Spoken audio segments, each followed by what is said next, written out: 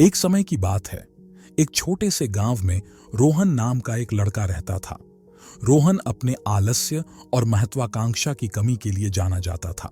उसे समय बर्बाद करने की आदत थी और अपने परिवार और दोस्तों द्वारा समय को महत्व देने की लगातार सलाह के बावजूद महत्वपूर्ण कार्यों को टालने की आदत थी। रोहन ने ऐसा नहीं किया। ऐसा लगता है कि वो इसके महत्व को नहीं समझता है। एक धूप वाले दिन श्री गुप्ता नाम का एक बुद्धिमान बूढ़ा व्यक्ति गांव में आया। वह अपनी बुद्धिमत्ता और लोगों की समस्याओं को हल करने की क्षमता के लिए जाना जाता था। यह बात तेजी से फैल गई और जल्द ही रोहन को उसके आगमन के बारे में पता चला।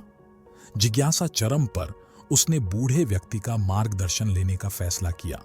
रोहन श्री गुप्ता के पास पहुंचा, जो एक बड़े बरगद के पेड़ के नीचे आदरपूर्वक सिर झुकाए बैठे थे। उसने सर से पूछा, मुझे बताया गया है कि आपके पास महान ज्ञान है। क्या आप कृपया मेरा मार्गदर्शन कर सकते हैं? अपने जीवन का अधिकतम लाभ कैसे उठाऊं? श्री गुप्ता मुस्कुराए और युवक के संघर्ष को समझते हुए सिर हिलाया। उन्होंने अपने बैग से 1 घंटे का चश्मा निकाला और रोहन को दिया। यह घंटे का चश्मा समय का सिंबल है।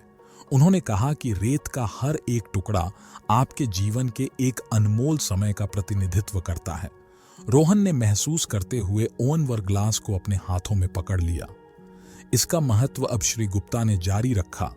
मैं चाहता हूं कि तुम कल्पना करें कि इस घंटे के माध्यम से गिरने वाला रेत का हर एक टुकड़ा एक बर्बाद अवसर है। हर बार जब आप विलंब करते हैं या समय बर्बाद करते हैं तो एक टुकड़ा हमेशा के लिए फिसल जाता है। रोहन को अपने कार्यों की गंभीरता का एहसास होता है। श्री गुप्ता ने ध्यान से सुना और कहा, समय एक अनमोल उपहार है मेरे बेटे। यह किसी का इंतजार नहीं करता है। जो भी वक्त गुजरता है वह एक ऐसा वक्त है जिसे आप पुनः प्राप्त नहीं कर सकते। यदि आप इसे बर्बाद करते रहे तो आप एक दिन पछतावे से भरे हुए उठेंगे और तात्कालिकता की भावना महसूस करेंगे। रोहन ने पूछा, लेकिन ऐसा कैसे हो सकता है? मैं कैसे बदलूं? मैं समय को कैसे महत्व दे सकता हूं और इसका अधिकतम लाभ कैसे उठा सकता हूं? श्री गुप्ता गर्मजोशी से मुस्कुराए। ये छोटे कदमों से शुरू होता है। उन्होंने कहा कि लक्ष्य निर्धारित करके शुरुआत करें और अपने कार्यों को अहमियत दें। उन्हें प्रबंधनीय भागों में विभाजित करें और उन्हें एक एक करके पूरा करने पर ध्यान केंद्रित करें। अपने समय का प्रभावी ढंग से प्रबंधन करना सीखें। याद रखें, सफलता उन्हीं को मिलती है जो समय का मूल्य समझते हैं।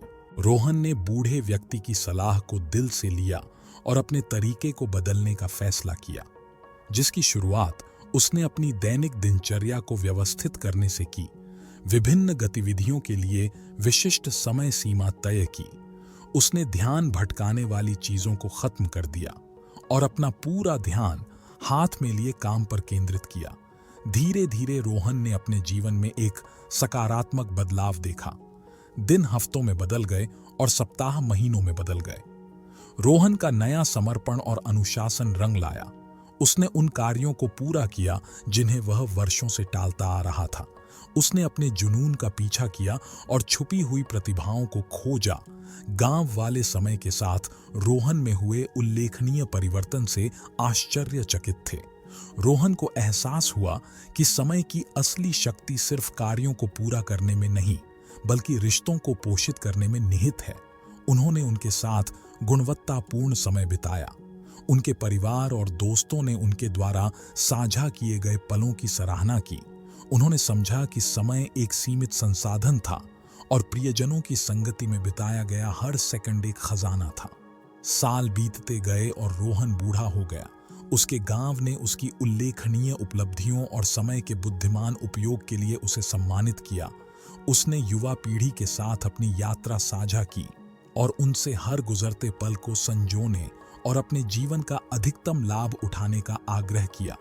रोहन की कहानी दूर दूर तक फैल गई और अनगिनत लोगों को प्रेरणा मिली। व्यक्तियों को समय के साथ अपने संबंधों का पुनर्मूल्यांकन करना चाहिए। लोगों को यह समझ में आने लगा कि समय महज एक वस्तु नहीं है, बल्कि एक अनमोल उपहार है जिसे संजोकर रखने की जरूरत है। और इसलिए श्री गुप्ता की बुद्धिमत्ता और रोहन के परिवर्तित जीवन के तहत गांव का विकास हुआ। जो हर किसी को समय के महत्व और उसकी शक्ति की याद दिलाता है। उनकी नियति को आकार देने के लिए